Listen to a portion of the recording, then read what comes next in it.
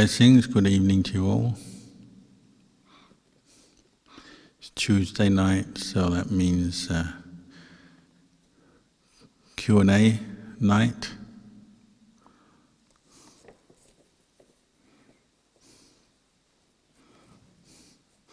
I guess that means 6 days of the week you've got to answer your own questions for yourself. One night of the week I'll try and answer for you. Ajahn Kalyano used to say when he went to visit teachers, he didn't ask many questions. He just listened.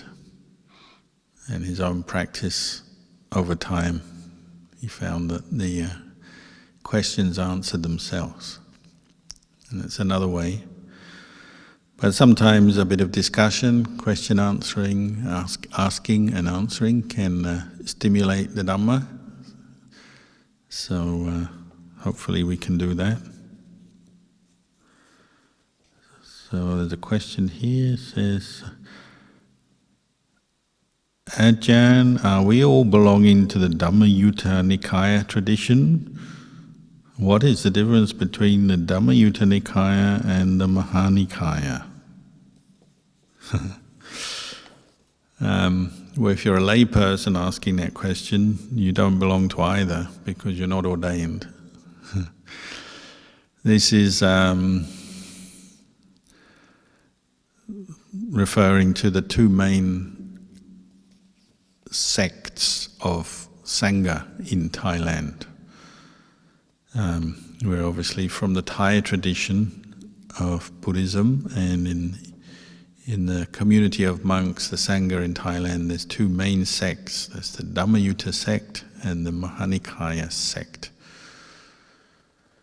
Originally there was just the Mahanikaya sect for hundreds of years, and then about 160, 70 years ago, there was a reform movement began. There was a feeling amongst some of the leading members of society, and no doubt some monks as well, that there had been some corruption or degeneration in the standard of practice of, particularly of the Vinaya, the monk's code of discipline. And so there began a movement to reform the Sangha, to tighten up the rules and to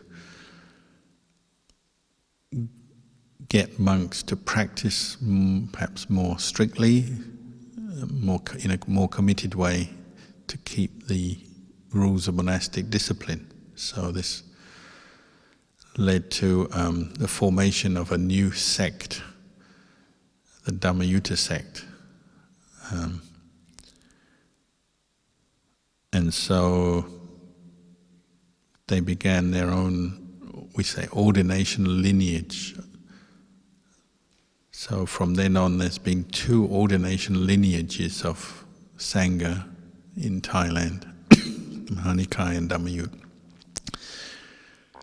The actual rules of discipline, the ways of meditation, the Tripitaka is the same for both. There's no difference. It's really the ordination lineage that has developed parallel ordination lineages. So the administration of Sangha in Thailand is split into these two sects, but they come together, and in the highest level of Sangha administration in Thailand, they have what they call the Supreme Sangha Council. And they have both Mahanikaya and Dhammayutta monks sitting on that, and they work together to run the Sangha and oversee the Sangha. And then in terms of practice, as I said, the discipline and the ways of meditation and the Tripitaka are exactly the same. So you'll find that when monks and nuns practice well, they're practicing in much the same way, cultivating the same Eightfold Noble Path, using the same monastic discipline, and hopefully gaining realization, same kinds of realization of the path and the fruit and ultimately Nibbana. So our ordination lineage comes from Ajahn Chah, where I ordained his monastery, Wat Nomba Pong. It's a Mahanikai monastery in that sect. And it's a well-known fact that when he was a young monk, he was wandering the jungles of Thailand, and he went to stay for a short period with Ajahn Mun, who was from the Dhammayutta sect. Many of the forest Ajahns from the Ajahn Mun tradition were from the Dhammayutta sect, and he was Dhammayutta.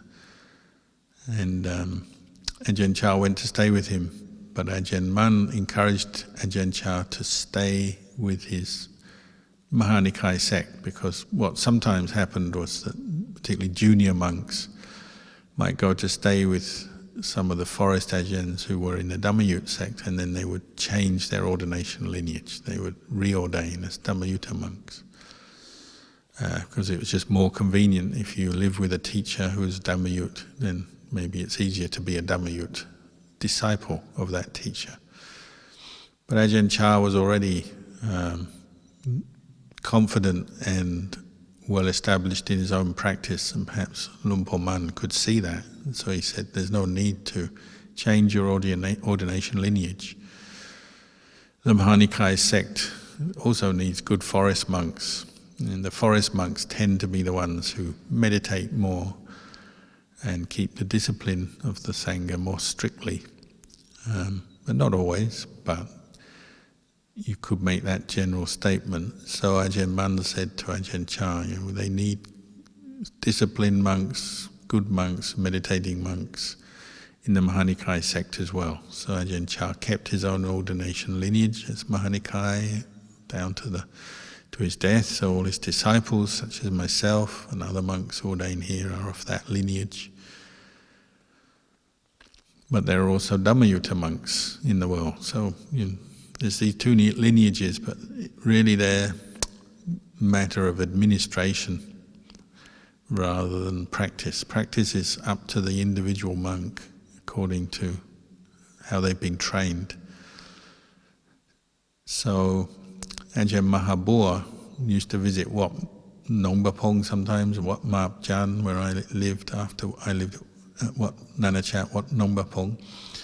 He would visit us, and he's from the Dhammayutta sect, and we're the Mahanikai sect, but he would say things like, we're all practicing in the same way, and if you practice the Vinaya and you develop the Eightfold Noble Path, then you're going to have the same realization.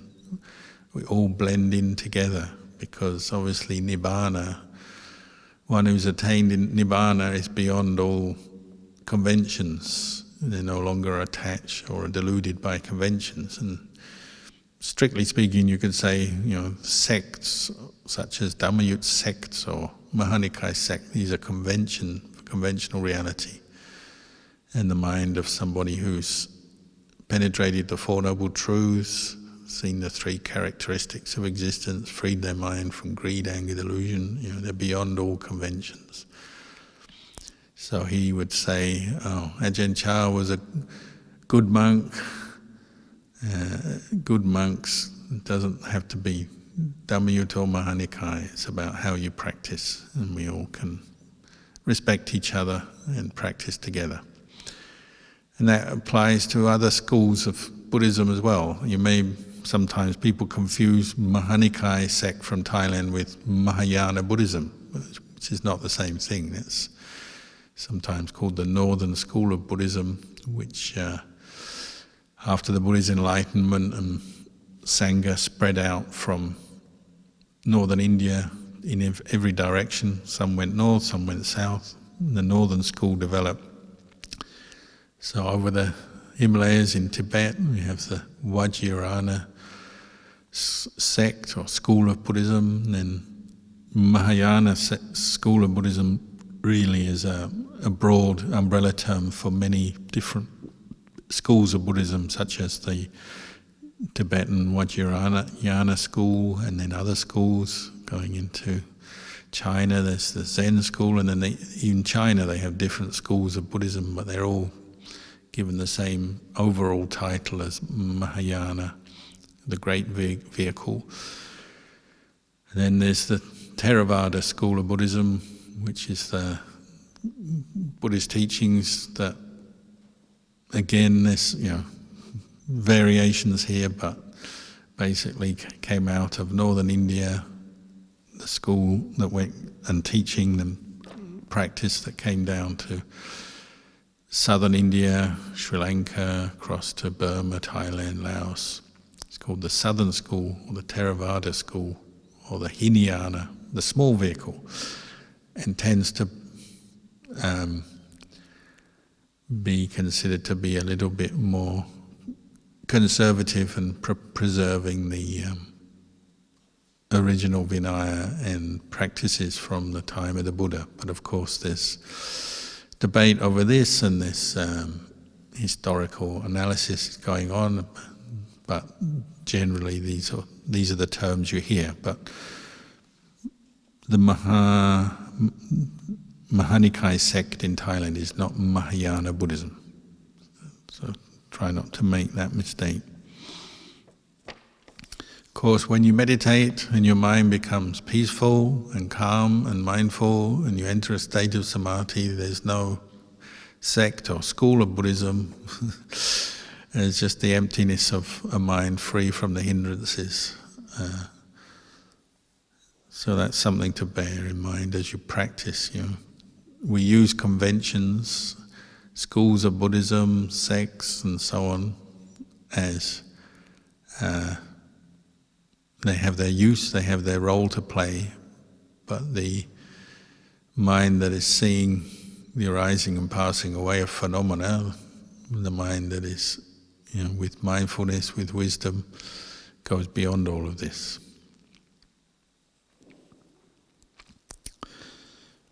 There's another question. When I interact with unpleasant people or unpleasant things and behavior, I get irritated easily. Does this mean I am lacking wisdom or kanti? Kanti means patience, endurance.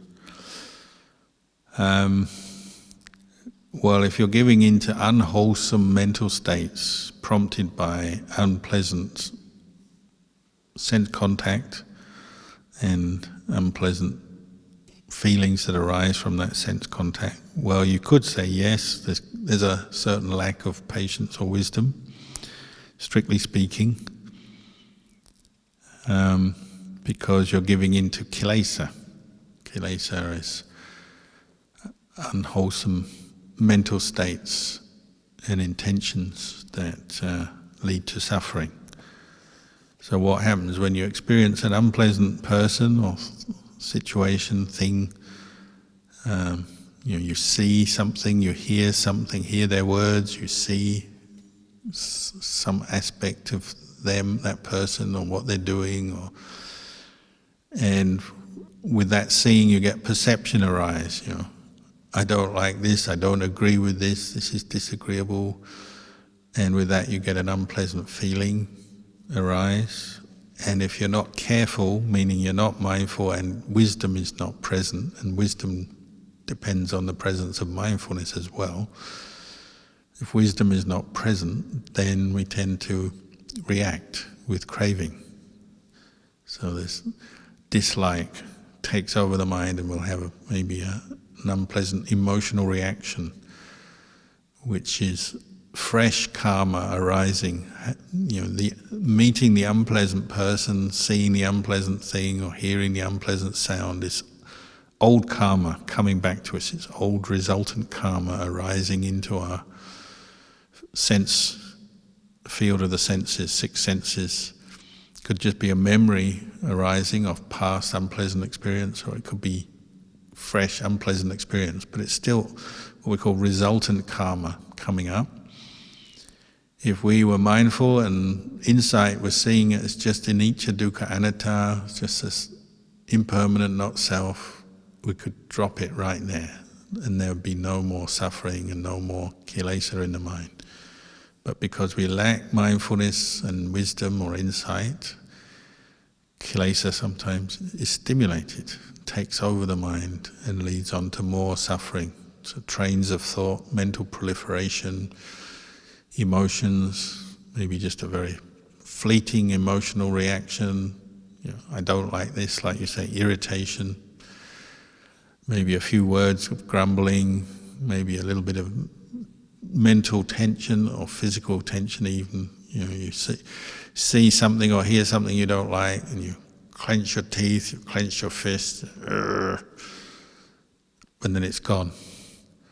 But if it's stronger than that, a stronger emotional reaction, depending on the kind of resultant karma that's coming up, well, maybe it's a very strong kilesa and emotional reaction, and you end up with a very strong feeling of unpleasant feeling, and then a state of anger takes over the mind and may lead you to do something that you regret. You say or do something to express your anger in speech or action, or at the very least maybe you're just thinking negative thoughts for the rest of the day or whatever based on that experience. So strictly speaking, yes, lack of wisdom.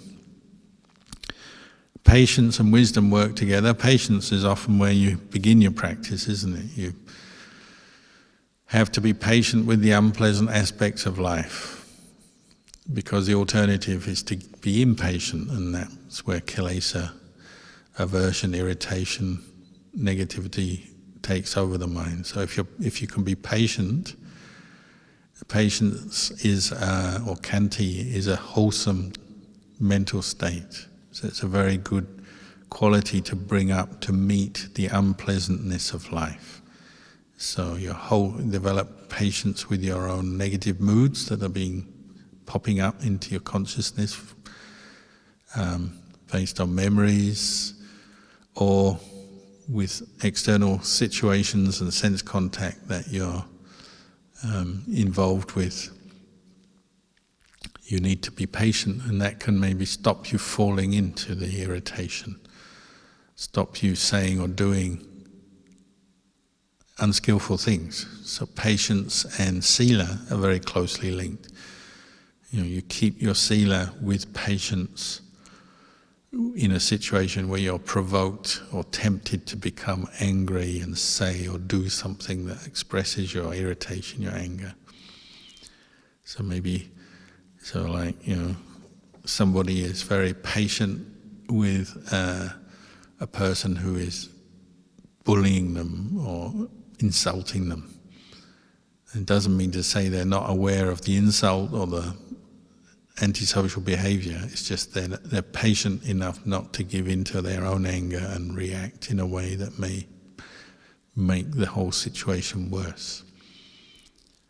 So this is something we practice every day. We practice our sila, patiently keeping sila when we meet people who provoke us or situations that don't go our way.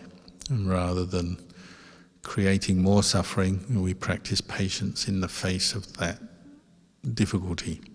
And this is something the Buddha praised, and it's something that will lead on to other good things arising in our mind, even in the face of difficulty. So eventually patience will be one conditioning factor for wisdom to arise. Wisdom tends to come when you're patient, you maybe establish mindfulness, and then you reflect on what's going on, and you see it as Dhamma rather than some kind of personal problem.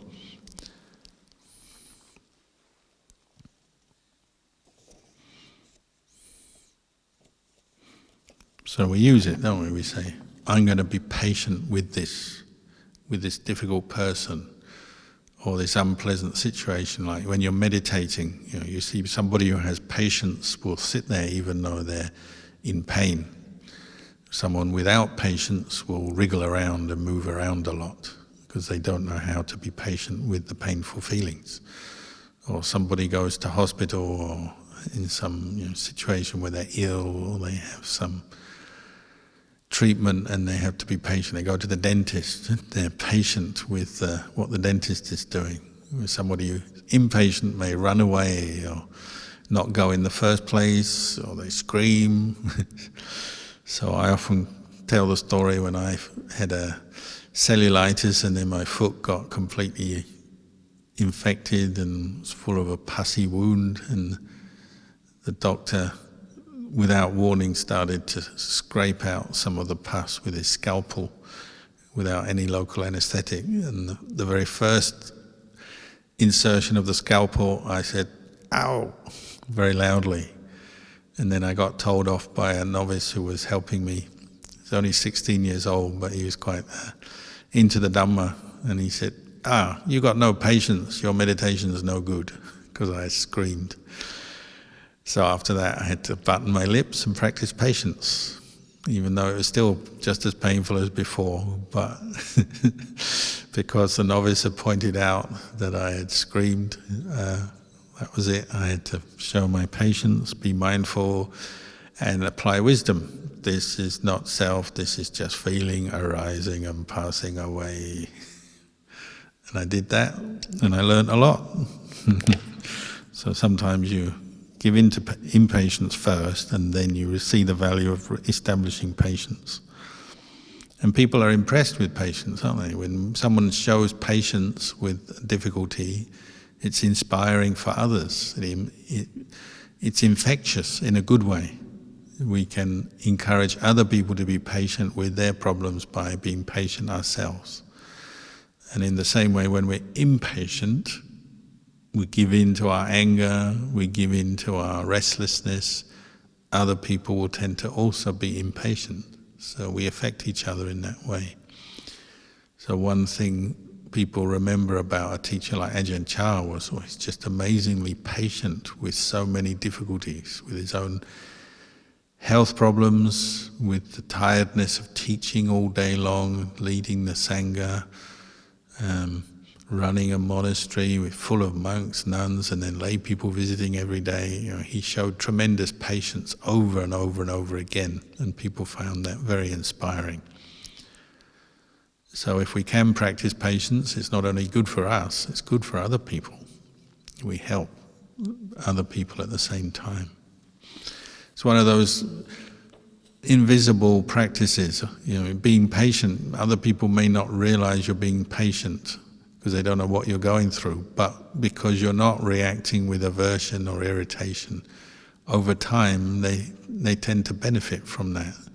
And over time they'll sense this person is very patient with their problems.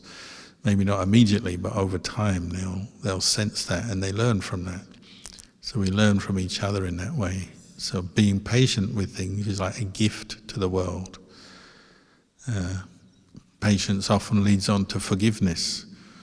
Because if you're patient with a difficult person, then usually you're able to forgive them, rather than being angry with them and arguing with them or scolding them or chasing them away or whatever you might do. If you're patient, that tends to lead on to forgiveness and compassion.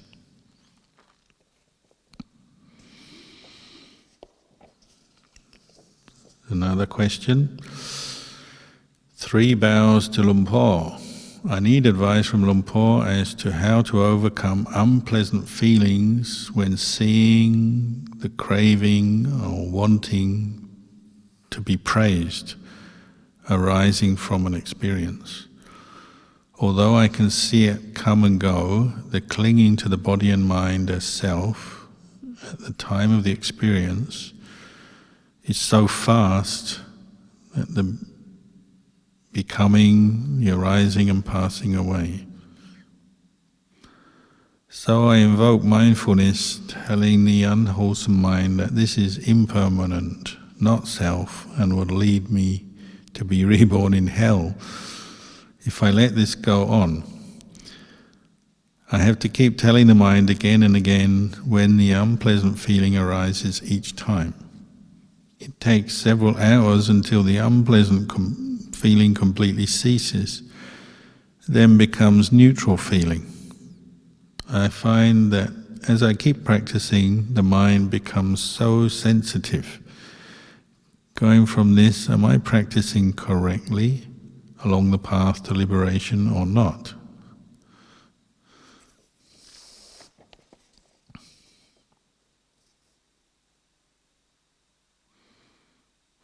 Well, wanting to be praised is a form of craving, isn't it?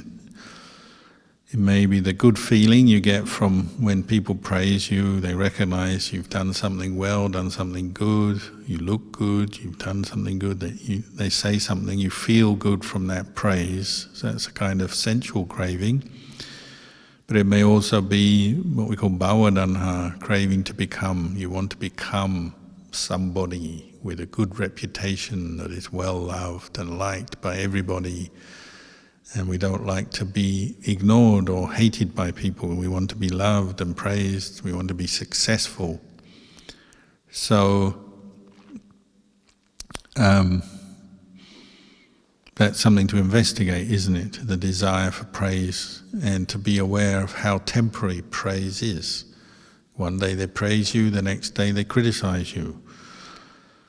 It's not the lokuttara happiness that comes from developing the path. It's a worldly happiness, and it is a kind of happiness, obviously, but it's a happiness that's setting you up for suffering, because when praise doesn't come, you miss it, you want it, you crave it, so your mind is not peaceful.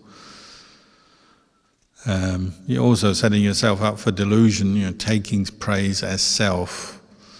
And you see, when people are very attached to the idea of praise, they'll accept praise even when it's totally when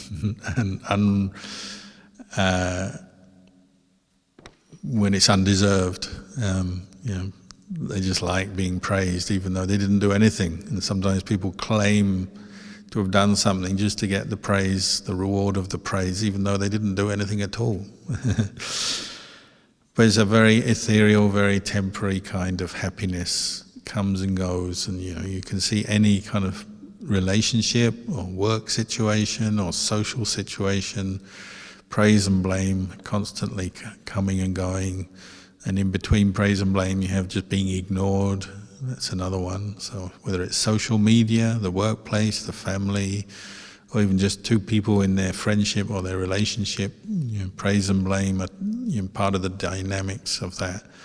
There's a lot of suffering around it because of the identification with it, the craving for it. So when you begin practicing the Eightfold Path, Noble Path, developing Sila, Samadhi, Panya, you're setting aside the pursuit of worldly happiness. So praise and blame are less important. But they're not totally out of the picture. Like, you still use praise and blame, particularly from teachers or wise or good friends, Kalyana Mitta. So particularly as we're beginning our practice, we need Kalyana Mitta. We need people who understand the practice better than us around, so that we can get a reflection on our own practice. And sometimes they'll praise us and say, oh, you're doing the right thing there, that's a good thing you're doing. And you reflect that, that praise is coming through certain causes and conditions. You've acted in the correct way in a situation, so a Kalyana Mitta praises you. Well, that's good. It's just confirming you're practicing in the right way, maybe. But then you let go of the sense of satisfaction or the attachment to the praise, because that's not really the goal. It's simply a signpost on the way that you're practicing correctly. And then the criticism that may come when you make a mistake in your practice. You don't keep a precept or a rule.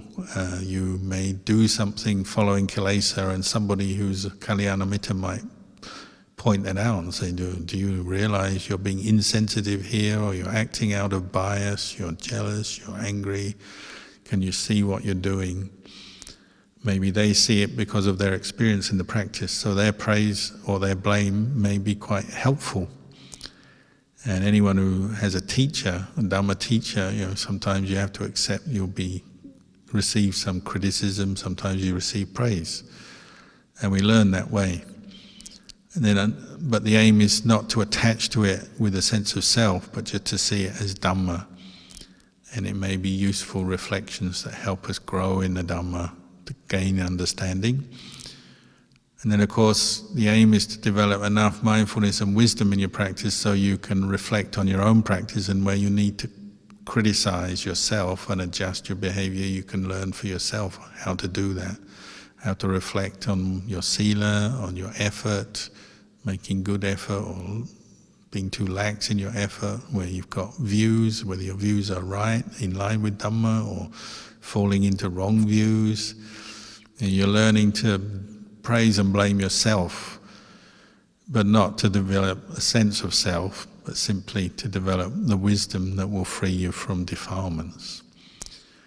So of course, the end of the practice, the Arya Pugala, and particularly the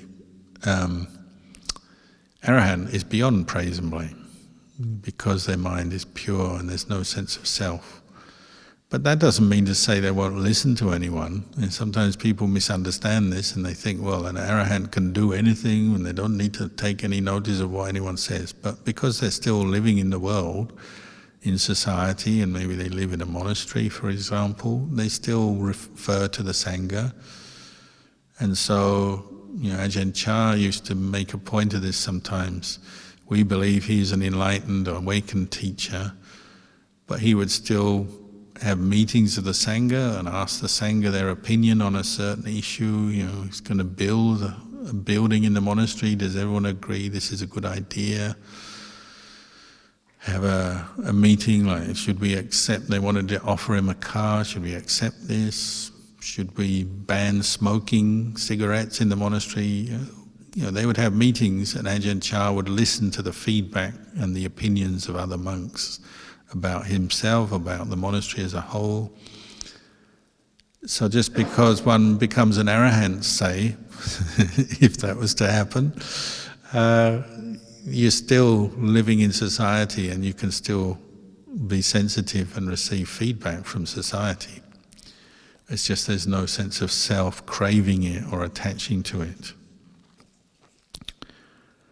So obviously the more we practice mindfulness and become more aware of our mental states, our reactions, our thoughts, our moods, then you are recognizing where craving and clinging is coming up, and so it may be self-identity view forming around praise and blame. And if you become more mindful, you reflect, you see this is unwholesome, this is a cause of suffering, well then you start to let go. It's one of the nicest things that happen when you meditate, is you can let go of the normal reactions to praise and blame, and you turn, when you're meditating, you sit down cross-legged, you turn your attention inwards, you can let go of all those things. They still come up as memories maybe, but then you let go of those and you gradually focus your mind on a very wholesome object like the breath or loving kindness or the body or the Buddha, and you get a good rest from praise and blame. It doesn't mean to say it will stop in your life, but you also know how to go beyond it and go to the pure, peaceful mind of samadhi, and then you can contemplate, and you can contemplate the experience of praise and blame as, like you say, impermanent, or any reaction to praise and blame, the seeking of praise, the running away from blame. You can contemplate those reactions and those unwholesome reactions as temporary, as not self, and let them go. But as I said, just because you practice developing the path, sila, samadhi, panya, samatha, vipassana, doesn't mean to say you become insensitive to the world or to praise and blame, but you're letting go of the craving and the clinging to a sense of self that would lead to the suffering with praise and blame. That disappears. And then you listen. Like if you live with somebody who's well practiced, sometimes they'll receive criticism and they might agree. They say, oh yeah, I agree. And they, because as a human being, it's still possible to make mistakes. Even an arahant can make a mistake sometimes in a social situation. They can make the wrong choice, but it's not coming from kilesa. It may simply be through not fully knowing the situation, or not knowing all the facts or something, so they make a decision and they realize that it's the wrong one, so they can adjust their behavior. There's no personal suffering or personal identification with that. but it's a social convention that they are learning. That's still possible. So they're still open to praise and blame and feedback. It's just they don't suffer with it and they don't attach to it. Can I think of... I remember one time traveling with Ajahn Kalyano in India, and the tour guide got really angry with all the monks. And because Ajahn Kalyano was the senior monk, the tour guide was just, he was having a bad day, basically, a bad day at work, and he was making a lot of mistakes, and he wanted someone to blame. The monks hadn't done anything wrong, but he wanted a scapegoat for his own mistakes. So he started to blame the monks. And he blamed Ajahn Kalyano as the senior monk on the trip. And he said, "Oh, you monks, you all have too many rules." He didn't like all the rules, the Vinaya rules of the monks, and this and that. It's a long story. In short, he blamed Ajahn Kalyano for all the things that had gone wrong in the trip, and said, "Oh, it's all your fault." And Ajahn Kalyano just smiled and said, "Well, maybe. Yep, we're all trying to improve. We're all learning from the situation." And he took it very, very well and completely diffused the man's anger, because he didn't respond with anger to the man's criticism. He just said, "Oh yeah, you've got some valid points there. We'll take that on board and work with that." And the man who thought the monks would get angry with him, I think he wanted us to get angry, receiving all his insults. He was flummoxed. He was stunned. He's like, "Oh, okay." Because if you agree with someone who's angry, they can't really continue their anger because you're agreeing with them. So it works sometimes in different situations. People are upset with you, so you agree with them. You say, "Yep, maybe I got it wrong. Yep, maybe we have to change this, improve that," and then their anger disappears because they can't sustain it if you're agreeing with them. So sometimes situations are like that. So even well-practiced monks, they have to deal with praise and blame. We just learn how to do that. Keep mindful, keep patient, let go of your own anger, and that usually helps you through the situation. And you're right, eventually your unpleasant feelings and mental states will pass, and then your mind might become more neutral. It's often at that point that you can reflect back on what's happened, isn't it? Once your anger has passed, your disappointment not getting the praise you want, or your dissatisfaction with getting criticized, you have your initial heated reaction, so you have to be patient with that. You be patient for a while, eventually it passes, doesn't it? And then you can maybe reflect on what's gone on, what's happened, and you can say, "Oh, that was defilement coming up. The sense of self was provoked. I didn't like what I heard. I suffered. Now that feeling of suffering and pain is gone, but I can see the cause of it was the sense of self attaching, reacting to those words that I heard." And in the end, those are just words, aren't they? You hear the words of criticism or praise, they're just words, just sound coming to the ear, then it passes away. If you can reflect back, then you can maybe learn a lesson, and so you're more prepared for next time.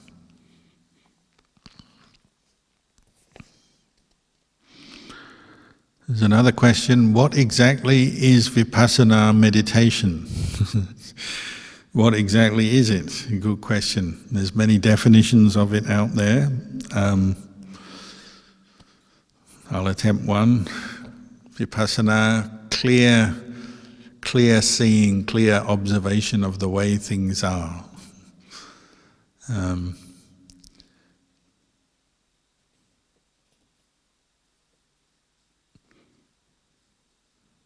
We say insight, insight into the way things are, and particularly insight into the three universal characteristics of existence. So clearly seeing the impermanent nature of phenomena. Phenomena is physical phenomena and mental phenomena. So that's basically everything, all formations, physical and mental. So you start with yourself, this body, this mind, seeing it as impermanent, as unsatisfactory or dukkha, as selfless, without self. Because what is impermanent is subject to change, so it's unsatisfactory, doesn't last, can't be a source of lasting happiness, difficult to be with because it's changing. Therefore it's not a self, because a self by definition is something that is unchanging, controllable, lasting, but it's not. So whether you're looking at the body, feelings, perceptions, thought formations, consciousness, these are conditioned things that are impermanent, unsatisfactory, not self. So that's where we begin Vipassana, clear seeing, developing the ability to observe this body and mind, to see the way it is. Because the delusions we have are that this is a self, I control it, I am, this is me. We have feeling almost like we'll be here forever, and we want everything to be just right, just like we want, and so we're always suffering. So you start with this body and mind, but then you can also look externally at other people's body and mind and other things in the world, and where can you find anything that is permanent, lasting, happiness, self? You can't.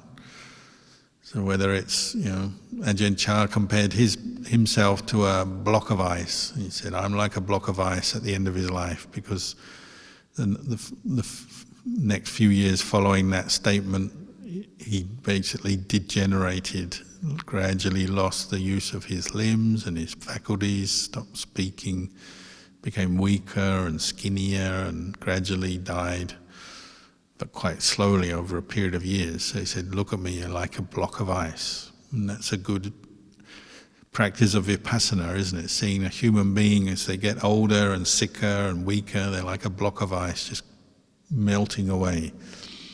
And if you put a block of ice in the sun, it'll melt very quickly, and you can see quite quickly the impermanence of a block of ice. And basically that's everything in the world, isn't it? We're all just blocks of ice, and the buildings we build are blocks of ice. Why is a war so traumatic? Because they blow up buildings in a short space of time, buildings and people and roads, and everything just gets destroyed. They're all impermanent. But even without wars, things degenerate over time because they're impermanent. Even mountains wear away with the weather and the changing conditions, and then you get natural disasters like earthquakes and floods also change the landscape.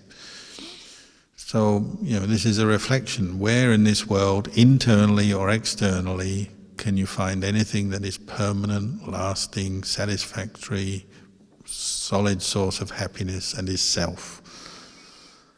And I guess the Buddha is really encouraging us to answer that question through our own investigation, observation, or clear seeing of truth through our own experience. Whether you're meditating or whether you're walking down the street, you can do this. Observe the arising and passing away of phenomena. Whatever arises must pass. It just goes together, hand in hand. Whatever is born must die. Whatever starts must finish. So you just keep looking. Can you find anything in this world that is not impermanent, unsatisfactory, and not self? And the only thing the Buddha found that was not subject to the three characteristics is nibbana. The unconditioned, the unborn, the undying, the mind that is free from delusion, or consciousness that doesn't settle anywhere, doesn't alight anywhere, is the consciousness that is unconditioned. So the result of Vipassana, you develop clear knowledge and vision of the way things are, leads to liberation of heart, leads to this consciousness that doesn't attach to anything, doesn't alight anywhere, doesn't hold on to anything, doesn't suffer. That's why we practice Vipassana. Vipassana comes about by developing the whole Eightfold Noble Path, Sila, Samadhi, Panya, right view, right thought, right livelihood, right action, right speech, right mind, right effort, right mindfulness, right concentration, all are the supportive factors for Vipassana. If you don't keep precepts, Vipassana is not effective because your mind's not stable enough, it's too agitated. If you don't have right effort, right mindfulness, right concentration, right samadhi, then Vipassana can't take place. You need to be able to hold attention on things to see the way they are. So Vipassana requires mindfulness and samadhi. So the best way to practice Vipassana is coming out of fourth jhana, which is why right Samma Samadhi is the four jhanas, because the mind is at its most stable, most still, most clear. So when observing the arising and passing away of phenomena, the mind is so stable, it's not wavering, it's not lost in its Vipassana.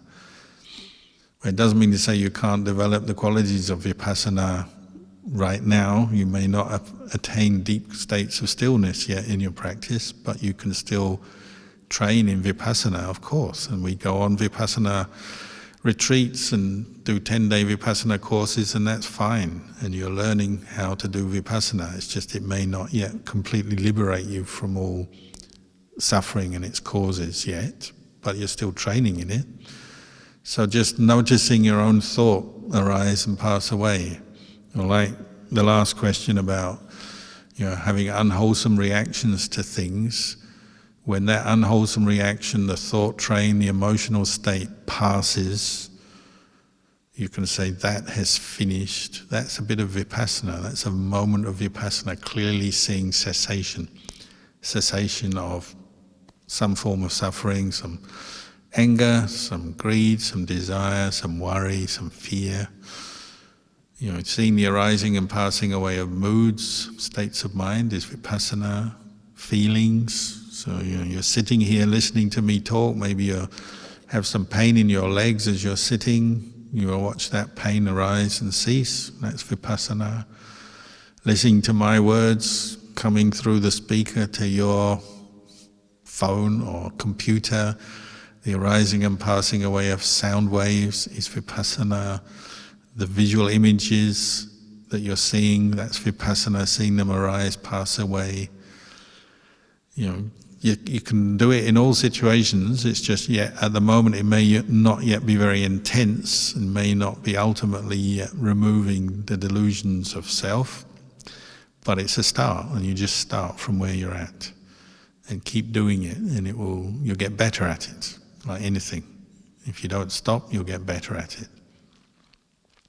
So clear seeing of the arising and ceasing of phenomena will lead into seeing dukkha, seeing anatta, seeing not self as well, which will lead to liberation of mind from all ignorance, craving, delusion.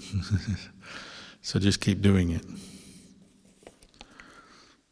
Last question.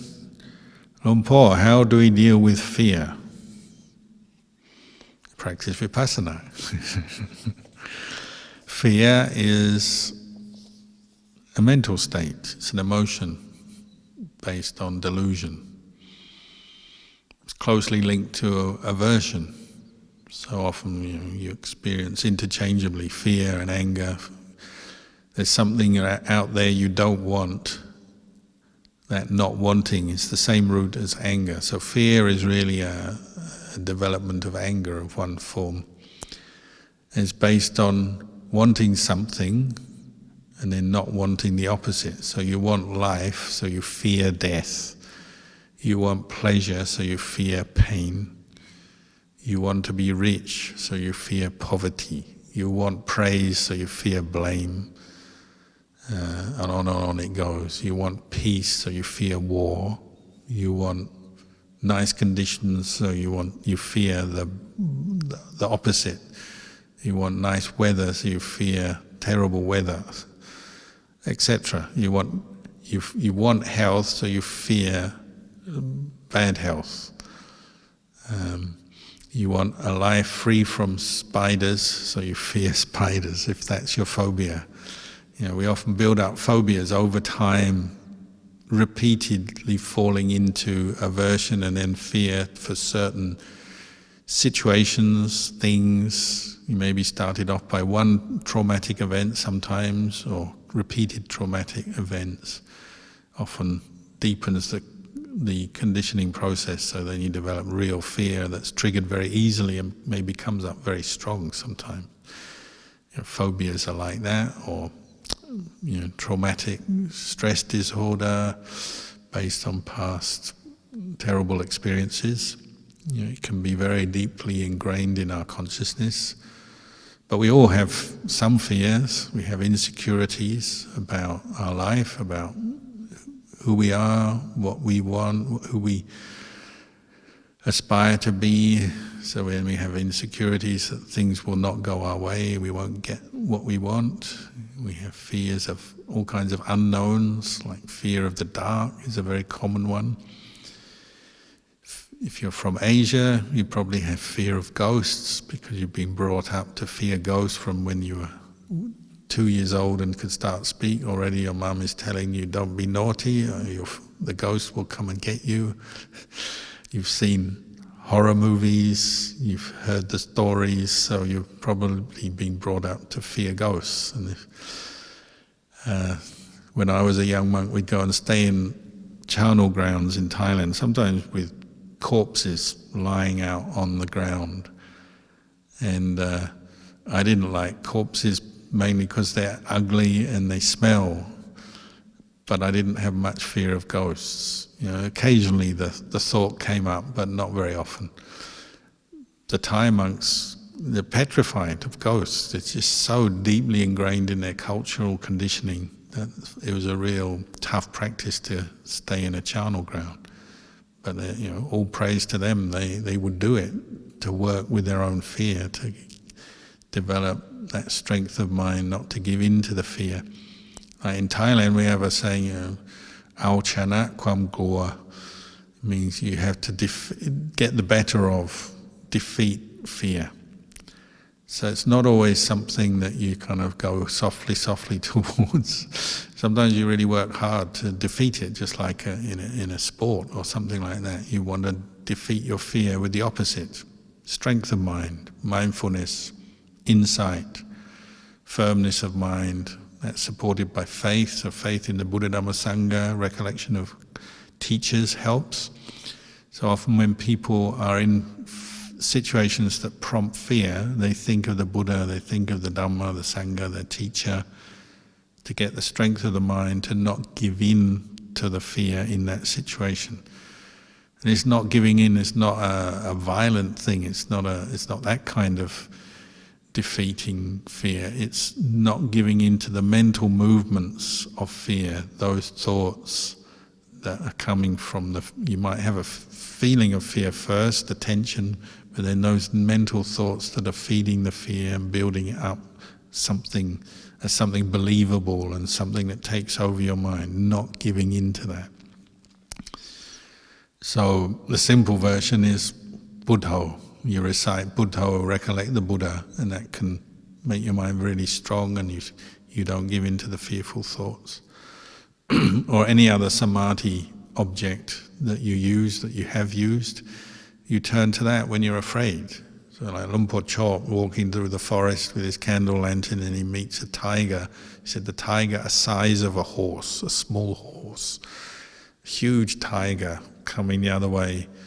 He just goes straight into his meditation object deep down to let go of that fear. So monks do this all the time. They're practicing, make their mind firm in mindfulness to not give in to the mood of fear. It's not an easy practice, and so if it fails, then like they always say, when you go and stay in the charnel ground, the cremation ground, and you're afraid of ghosts, you have to know the route out of that cremation ground. Meaning, if you're so afraid, you can't establish samadhi, you can't establish mindfulness, you know which way to run. So that is a valid solution sometimes. It's only it's not really a solution, it's just a temporary escape. You just run from your fear or the source of your fear. you get away from it. So sometimes you have to do that if your mind is not strong enough. But if you're ready, you face your fear down and you challenge it, and you don't give in to those thoughts, and that makes your mind super strong. If you've had fear and you've faced it down, not given into it, not thought those thoughts, you may have the feeling, but you haven't given into it, and you've stuck with a meditation object until your mind has become wholesome, concentrated, seeing the Dhamma, then your fear shrinks away, and maybe next time it can't come up so strong. You've overcome it.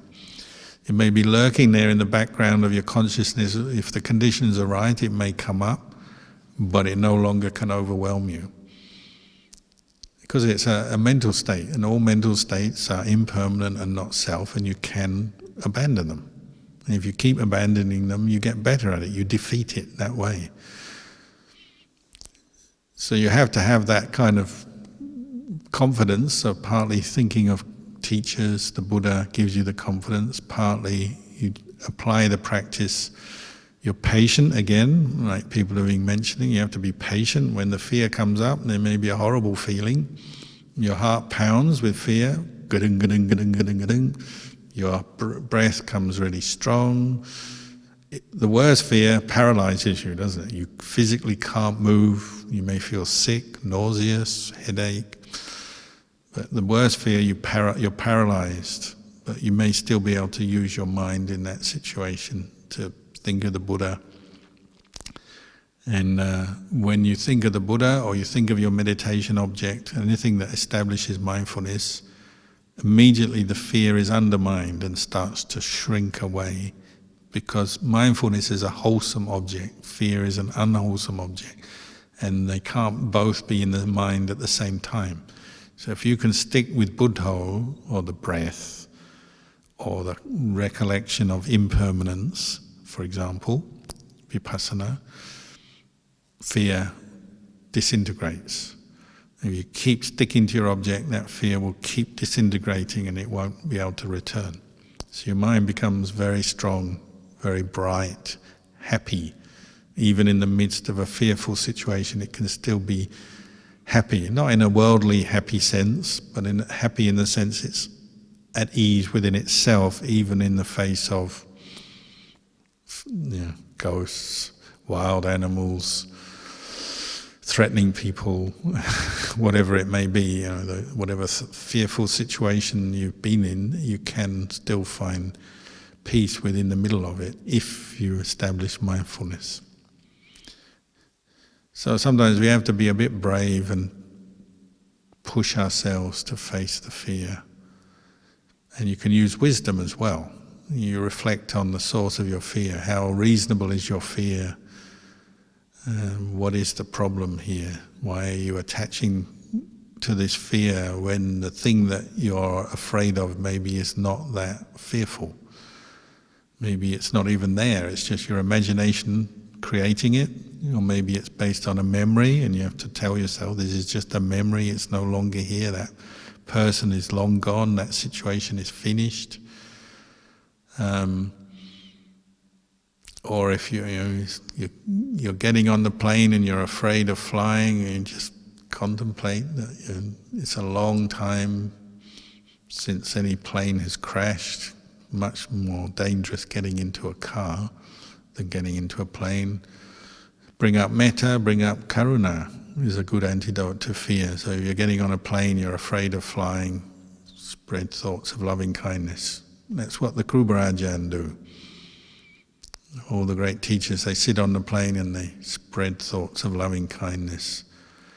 And that calms them down for sure, it calms everyone else down. And they send loving kindness to the pilot so they do a good job. That's a good way to deal with fear. Chant iti piso, chant a chant that you can chant.